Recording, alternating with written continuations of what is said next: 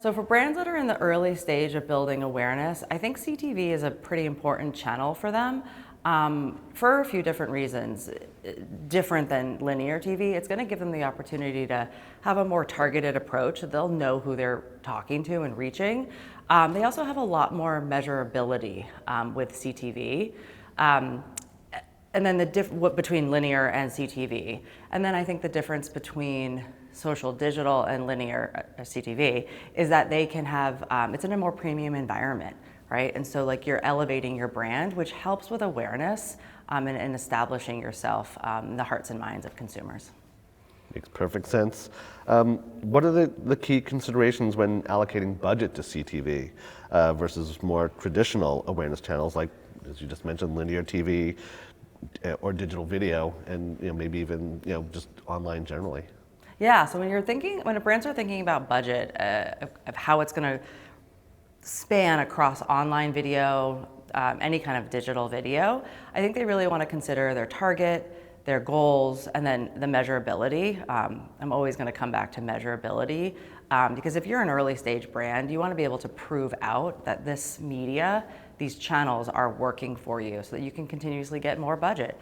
Specifically with CTV, I would look at the target audience, the CPMs, and then your goals and what you can measure against them. So if your goals are awareness, I would say, can you implement a brand lift study? If it's sales, if you really want to drive acquisition, then can you run incrementality tests and do geo holdouts or exposed test and control groups? Again, all great points. So from there, how do you measure the effectiveness of CTV in driving upper funnel metrics, and what methodologies do you find most reliable? Yeah, so I love using CTV for upper funnel. And then the methodologies that I would recommend brands use are brand lift studies. Again, even an incrementality test can still help you because it should be showing you the incremental people that purchased and you converted through CTV media. But from a brand awareness standpoint, definitely implement brand lift studies and ensure that the questions match your OKRs or your goals. So whether it's aided, unaided, potentially consideration, or intent to purchase.